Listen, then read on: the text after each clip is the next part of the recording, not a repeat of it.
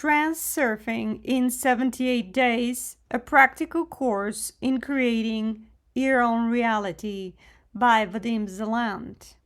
If you don't control reality, reality will control you. Introduction. Message to the Master. Once in the distant past, or perhaps it was the future, it is difficult to say for certain. The universe forgot itself. Nobody knows why. It is simply the nature of universes that from time to time they forget themselves. She probably dozed off and could not remember her dream. Then she woke up. What existed before her dream? The dream before that, perhaps. Maybe the universe was the dream. One way or another, the dream that could not remember itself was transformed into nothing. Could it have been otherwise? Who am I? Nothing asked itself. You are a mirror, mirror, mirror. Reflection responded in a gazillion flecks of light. Who are you? Mirror asked. I am the reflection in you. Where did you come from? I was born of your question. But I cannot see you. I can't even see myself. How can I be a mirror? I am nothing. Exactly, a reflection answered.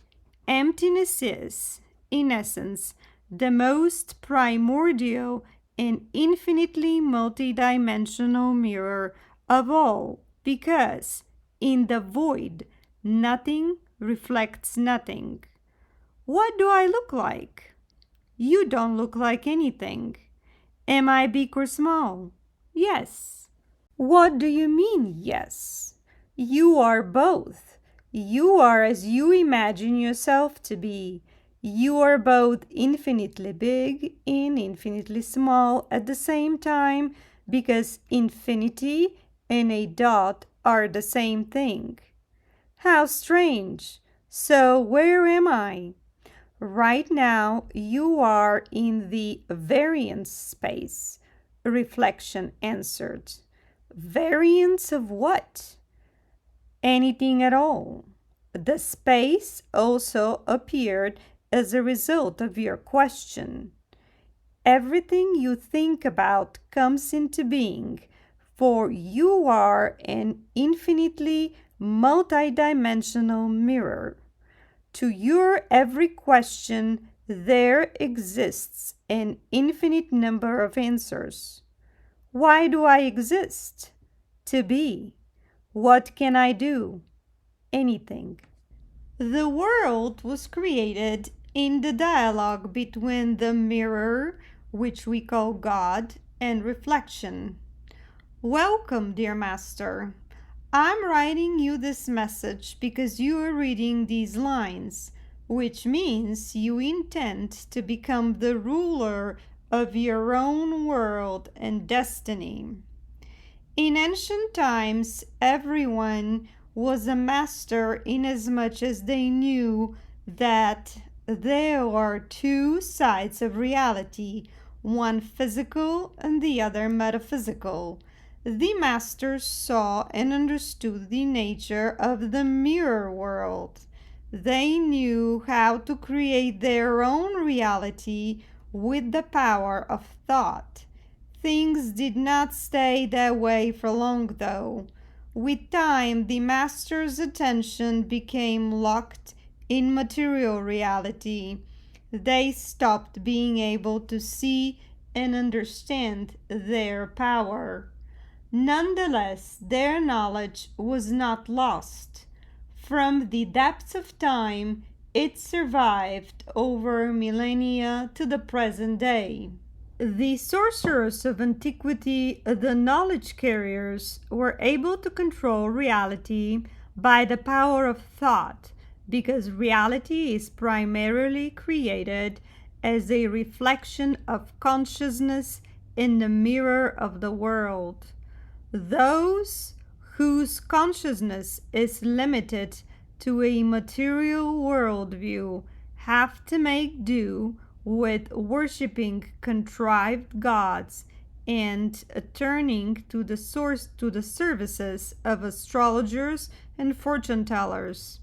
If you don't want to settle for a surrogate future at which a fortune teller claims they can take a sneak peek, if you intend to master your destiny according to your own will, you will certainly succeed. Transurfing, universal knowledge of how to shape reality, is designed to help you. There is no magic to transurfing. Magic as such does not exist. It is really just the knowledge of the principles of the mirror world. The knowledge itself is fairly self-explanatory. In fact, it is so simple and commonplace that it could not count as magic by any stretch of the imagination. And still, Aladdin's lamp looked like it was just a bit of old tin, and the Holy Grail was not made of gold. Everything truly great is unfathomably simple and has no need to show off or hide. In contrast, things that are superficial and of no real worth tend to be masked under a veil of significance and mystery. When magic is stripped of its fairy tale attributes and embedded in daily life, it ceases to belong to the realm of the mystical and unexplained. It loses its fascinating mystique because it is bang in the middle of everyday life. The beauty of transformation is that everyday life no longer seems dull and ordinary. It transforms into a new reality that can be shaped as long as you follow certain rules. This book outlines the set of basic principles essential to creating your own reality. The transurfing principles fall into two basic categories relating to thoughts and actions.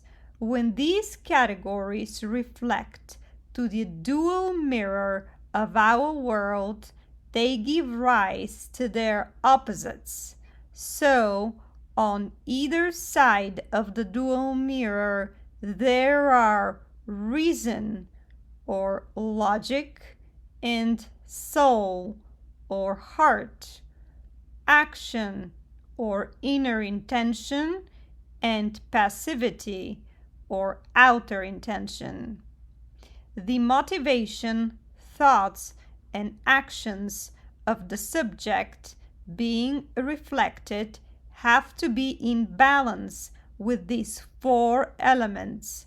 Reason and action relate to the physical world, soul and passivity relate to the metaphysical world, which is a reality no less objective than its material counterpart.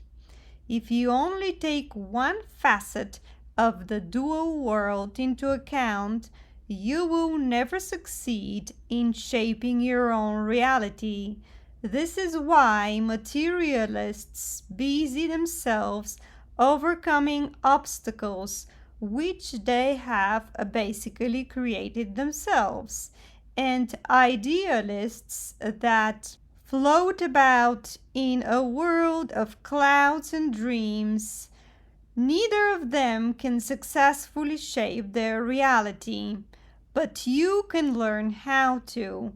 Even if you are unfamiliar with the principles of transurfing, you can complete this practical course in creating your own reality within 78 days.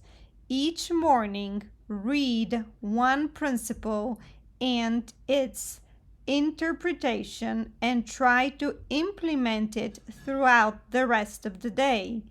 The next day, move to the next principle, remembering to practice the principle you have covered previously. Continue in this way until you have assimilated all the principles consecutively. Of course, this is a relatively extended process, but it is the most effective way of assimilating the principles. Creating our own reality mostly comes down to practice. In applying the principles, listen to your intuition and trust your intuition. Good luck. Reality in an unfamiliar guise. Since time immemorial, people have understood that the world behaves in a dual manner. On the one hand, everything that happens on the material level is more or less clear and can be explained from the point of view of the laws of natural science. On the other hand, when we encounter phenomena originating in the subtle planes, these laws are no longer applicable. Why has not ever been possible to unite different manifestations of reality into a single knowledge system? Strangely, it is as if the world were playing hide and seek with us, not wanting to reveal its true essence. As soon as scientists discovered a new law to explain one phenomenon, another appears to contradict it. This pursuit of truth is as elusive as a shadow and will go on forever. The interesting thing is that the world does not just hide its true face. It willingly takes on whatever guise we attribute to it. This is clearly evident in all branches of science. For example, if you imagine that a microcosm consists of particles, then there will be no shortage of experiments to support this supposition. If you assume that the microcosm is not a particle but an electromagnetic wave, the world won't object and will readily manifest itself accordingly. You could ask the world whether it consisted of solid matter with just the same success. It would answer yes, or maybe it consists of energy. Again, it would answer in the affirmative. As we know, microparticles in a vacuum are constantly being created and annihilated as energy is transformed into matter and vice versa. It would be futile to ask the world what came first, matter or consciousness. It would change its mask just as cunningly, revealing to us whatever side of the world we wish to see. Representatives of various teachings argue with each other, each trying to prove an opposite point of view, but reality will always pass a dispassionate verdict because, in essence, they are all right. The world agrees with us and dodges us at the same time. In other words, it acts like a mirror. It literally reflects all of our notions of reality, whatever they happen to be. So, where does that leave us? If the world always agrees with what we think about it, at the same time constantly evading a direct answer, are not all our attempts to explain the nature of reality in vain? The fact is, everything is much simpler than that. There is no point in searching for an absolute truth in individual manifestations of a multifaceted reality. We just have to accept the fact that reality as a mirror has two aspects: a physical aspect, which you can touch, and a metaphysical aspect, which lies beyond the limits of perception and yet is no less objective in nature. At the present time, science deals with the side of life that is reflected in the mirror, whereas esotericism tries to look at life outside the mirror. The entire debate basically boils down to a difference in focus. So, what exactly does lie on the other side of the mirror? Transurfing, like any esoteric teaching, offers one of many possible answers to this question. On the other side of the mirror glass, there lies the variance space, an information structure that stores the scripts to all possible events. The number of variants is infinite as the number of possible positions of a single dot on a grid. The variance space is a record of everything that ever was and everything that will ever be. This also means that access to the variance space provides the opportunity for clairvoyance. The only setback is that because the number of variants is infinite, one can see events that will not be realized in physical reality. This is why clairvoyants often make mistakes in their forecasts. In the variance space, you can see things that have never happened, as well as things that will never actually happen. In this case, you may rest assured no one can truly know your future because no one can determine which potential version of it will ultimately be played out on the material plane. Similarly, there is no guarantee that what you see in a dream is the actual sector of the variance space that will be embodied in reality. This is wonderful news.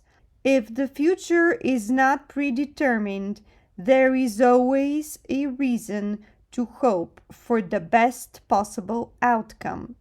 The task of transurfing is not to look regretfully at the past or even to peer apprehensively into a tomorrow which is yet to come, but to shape intentionally your own reality.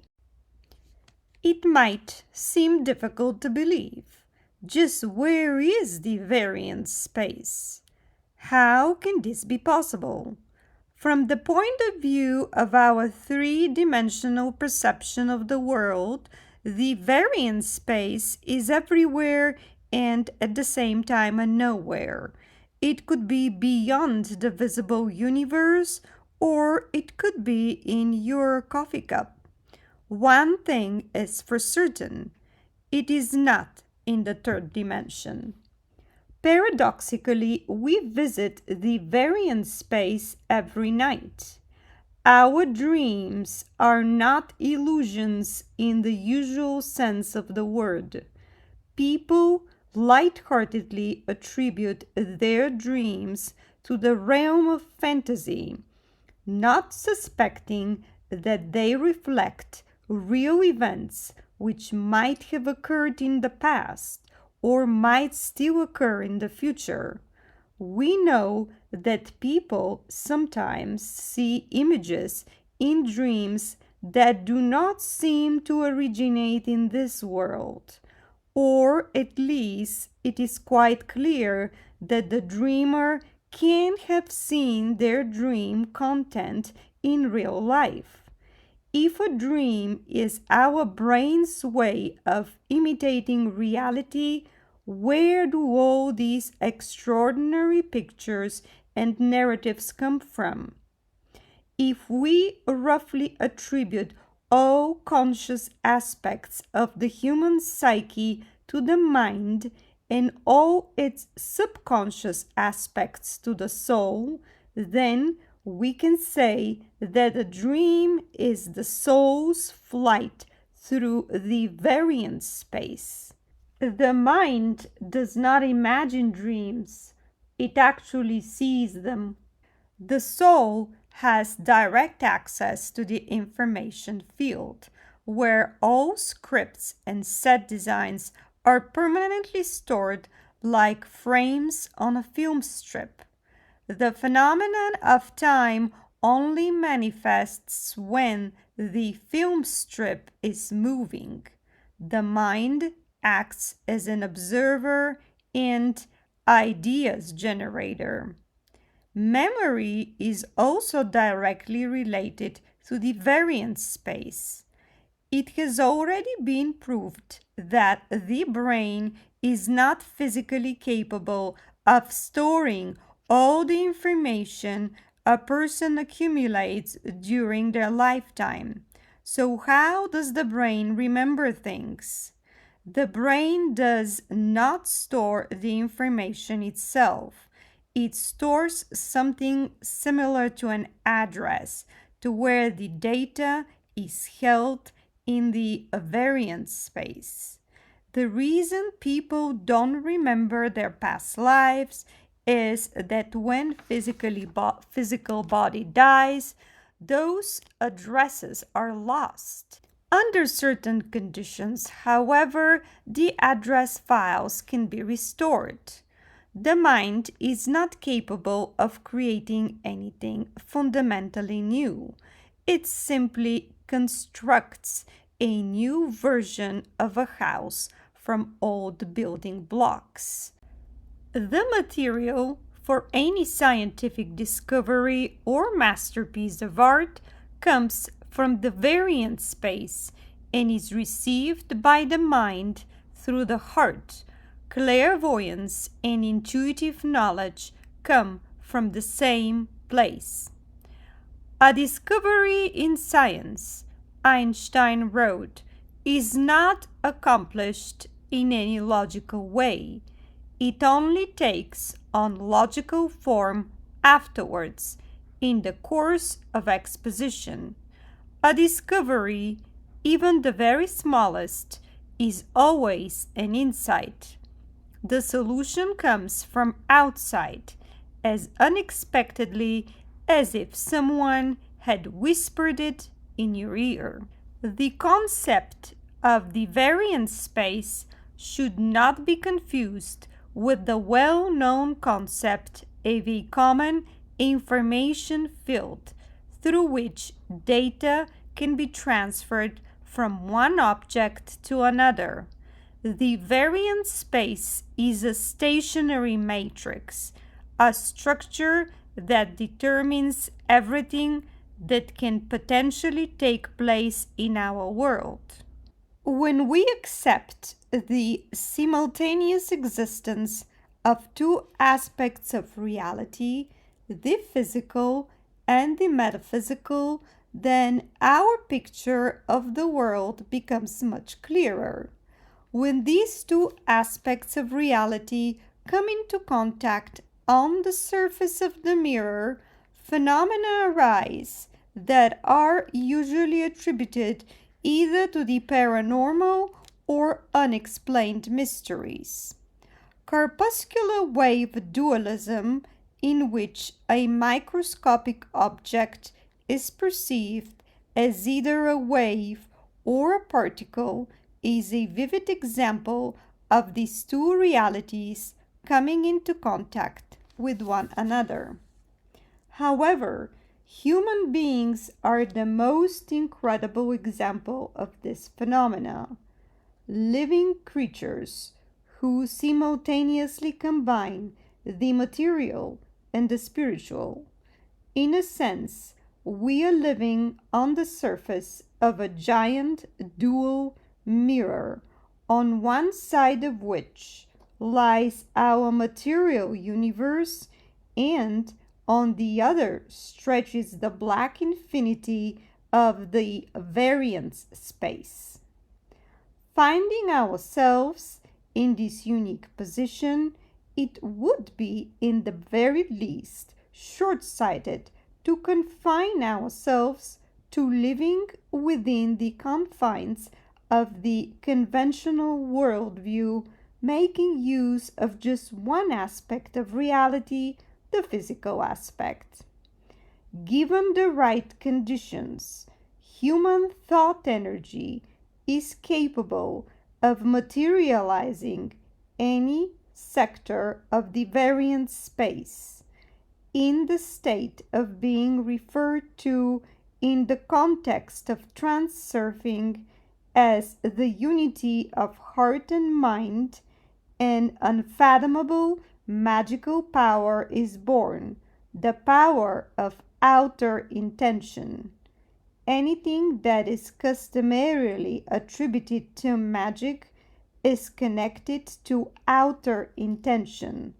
This is the power the ancient mages used to erect the Egyptian pyramids and create other miracles. Intention is referred to as outer because it exists external to the individual human being and, as a result, lies beyond the mind's control. That said, people are capable of gaining access to it in certain states of consciousness. Anyone who subordinates their will to this powerful force becomes capable of incredible things. However, in the contemporary world, most people have long lost the skills honed by the inhabitants of ancient civilizations like Atlantis. Fragments of ancient knowledge have been preserved to the present day in the form of scattered esoteric teachings and practices, but it's quite difficult to apply this kind of knowledge in everyday life. Despite the intricacy of its practical realization, the secret of mastering outer intention is fairly simple. The answer to the enigma lies in the phenomena known as lucid dreaming. In an ordinary dreaming state, events develop independently of the mind's will until the dreamer becomes conscious of the fact that they are dreaming. They're not able to control what happens. The dreamer is totally under the power of the non-lucid dreaming, in which the dream just happens to them. The moment the dreamer becomes conscious of the fact that is all just a dream, they discover that they have amazing abilities. The impossible is possible in a lucid dream. You can control events in a dream by the power of intention and do incredible things like fly.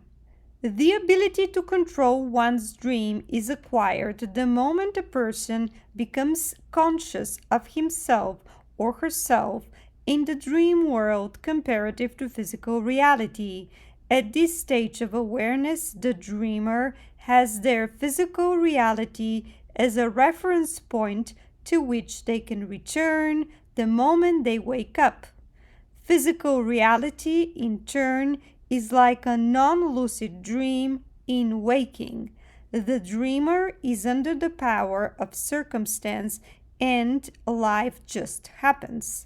They don't remember their past lives, and so they have no reference point relative to which they could rise to the next level of awareness. Yet, not all is lost. There is an alternative method in transurfing, which you can use to get outer intention to work. People are capable of creating their own reality, but this means following certain rules.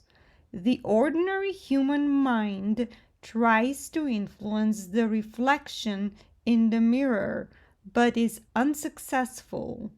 It is the image itself that has to be changed, and the image is created by the focus and nature of a person's thoughts. Desire alone is not enough to bring what you want into reality. The image or thought form on one side of the mirror has to coincide with certain parameters of the corresponding sector of the variance space located on the other side of the mirror. But that is not all. You have to know how to communicate with the mirror, which, it has to be said, is most strange and complex. Imagine the unusual scenario. You're standing in front of a mirror, but there is nothing in the reflection, just emptiness. The image gradually begins to appear, but only after some time, as in a photograph that is being developed. At some point, you begin to smile, but the mirror still reflects the former serious expression on your face. This is exactly how the mirror of the variance space works. Only the delay factor is incomparably greater, and therefore the changes that take place cannot be clearly perceived. Material realization is inert, but if you fulfill certain conditions, a new reflection will appear, which means that a dream can become a reality. Your thought form acts like an existing physical object that is standing in front of a mirror. Your reflection, which has no material substance, is imaginary, metaphysical, and at the same time as real as the form itself. Unlike the scenario with an ordinary mirror, in transurfing, the material world is the reflection. The images in it, which are served by the intention and thoughts of God, as well as all living beings, are His manifestations. The variance space is a kind of matrix, a template for cutting and sewing, as well as a format for the fashion show, the movement of all matter. It stores information about what should happen in the material world and how. Each possible variation of potential reality represents a different sector of the variance space, which contains scripts and set designs for the trajectory and form of moving matter. In other words, the sector determines in each individual case what would happen and what that should look like. Therefore, the mirror divides the world into two halves, the actual and the imaginary. everything that acquires material form resides in the actual half and unfolds in accordance with the laws of natural science. Science and the ordinary perception of the world deal only with what happens in reality. By reality, it is generally accepted to mean everything that can be observed and directly influenced. When we reject the metaphysical side of reality and only take into account the material world, the activities of all living beings, including men, are reduced to primitive movements within the confines of internal intention. Internal intention helps us achieve our goals by means of directly influencing the world around us. In order to achieve something, we have to take certain steps.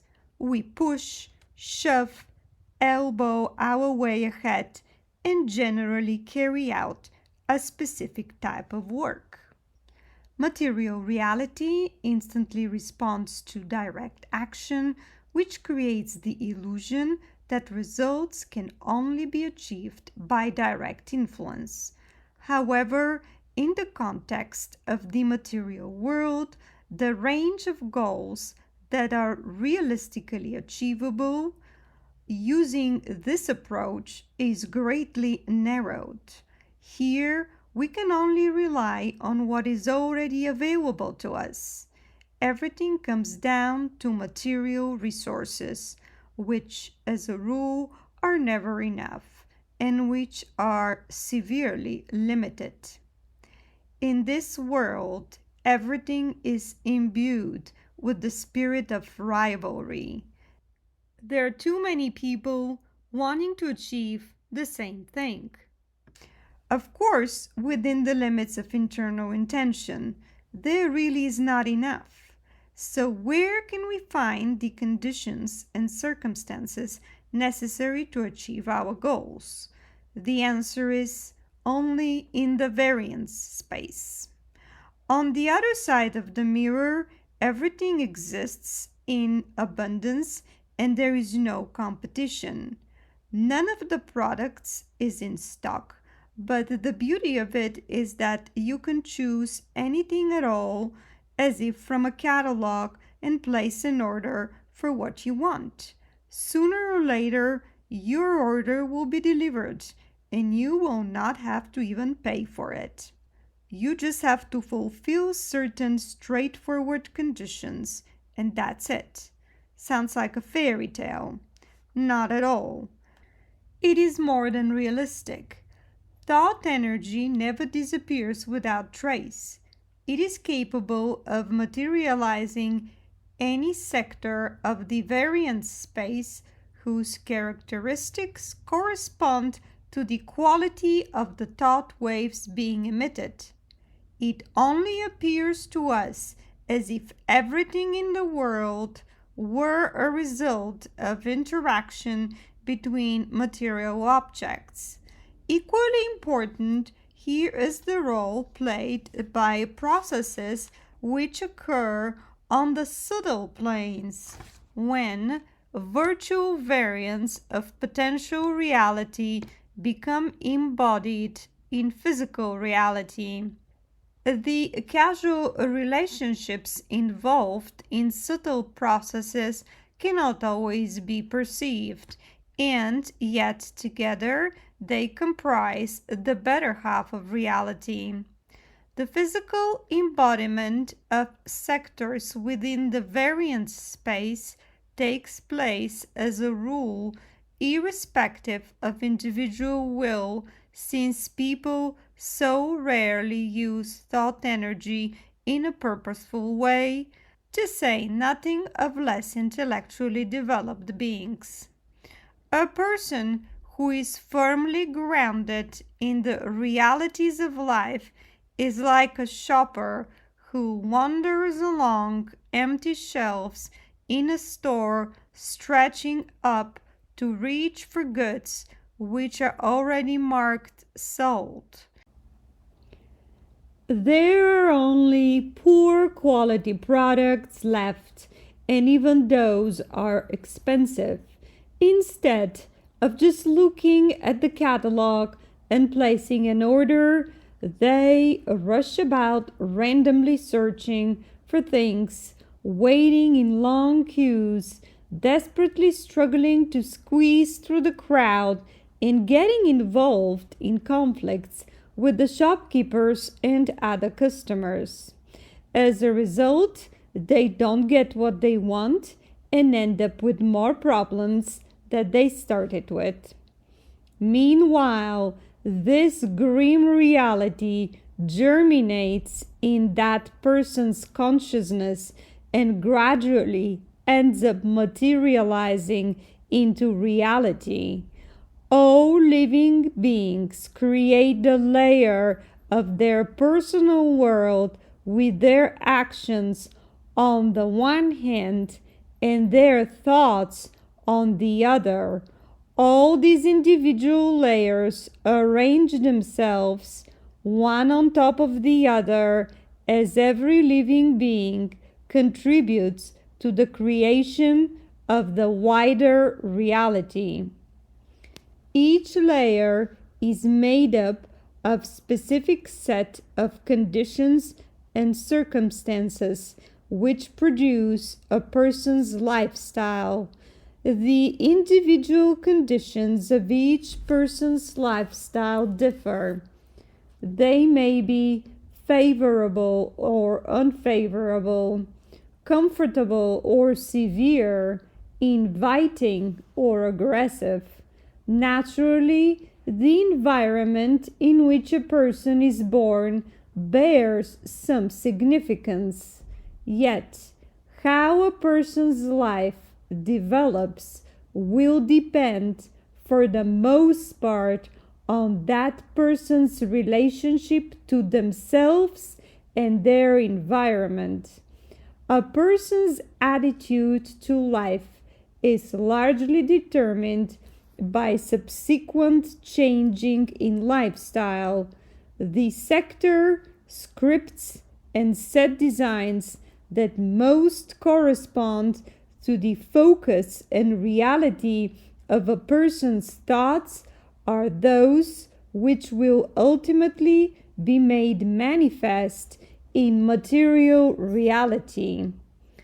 Two factors play a part in the process of creating an individual layer: internal intention on one side of the mirror and outer intention on the other. People can influence objects in the material world through actions. With their thoughts, they bring into physical reality things which are not yet there. When a person is convinced that all the best of his world has already sold out, their shelves will remain empty. When they think that buying a high quality item will mean standing in a huge queue and then parting with a large sum of money, then that is exactly what will happen. If a person's expectations are pessimistic and riddled with doubt, then they will undoubtedly be justified. If a person expects to meet with an unfriendly environment, their misgivings will come true. Yet, all a person has to do is embrace the innocent thought that the world has saved the best for them, and for some reason that works as well. That is how people shape the layer of their personal world with the power of thought. For the most part, though, people don't understand how it works.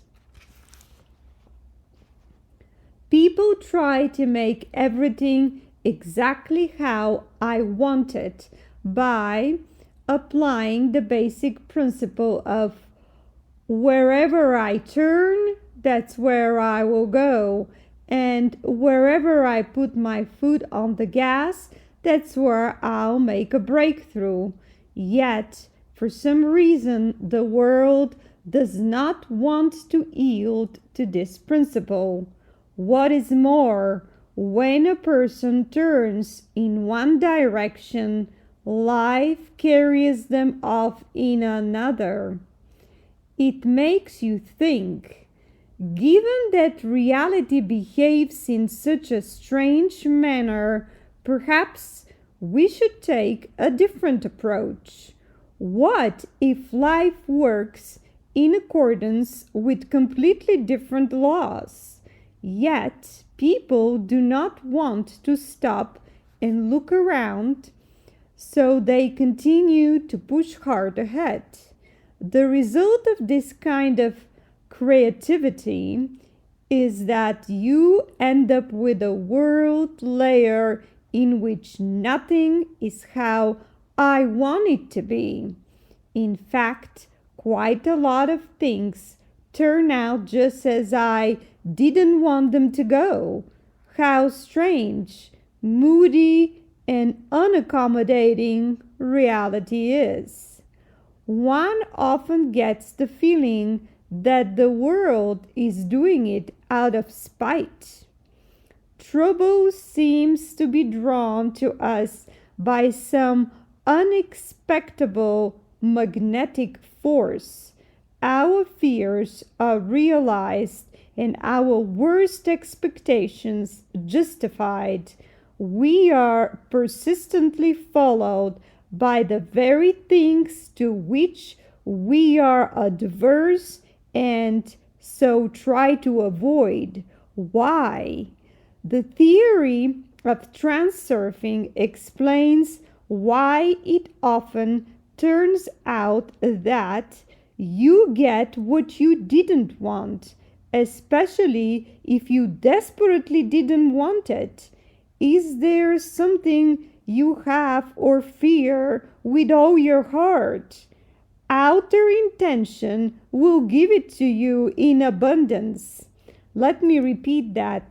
Is there something you hate or fear with all your heart?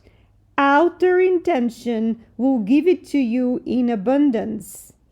The energy of thoughts which are born from the unity of heart and mind transform potential into reality, or in other words, the sector in the variance space that corresponds to the quality of our thought waves can be materialized if the feelings of the heart are one with the thoughts of the mind.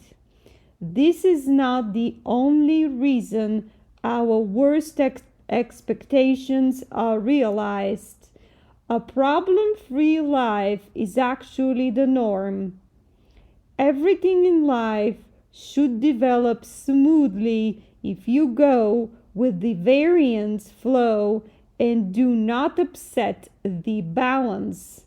Nature does not like wasting energy and has no desire to create intrigue. I will skip a part of this introduction, the part that describes what polarization is and how polarization distorts the energetic environment and generates vortices of balancing forces.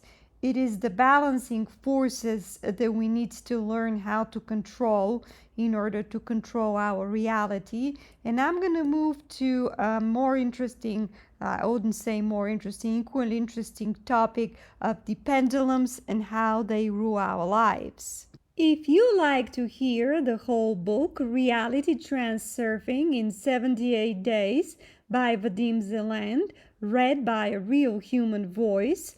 Please subscribe and support this channel. Thank you.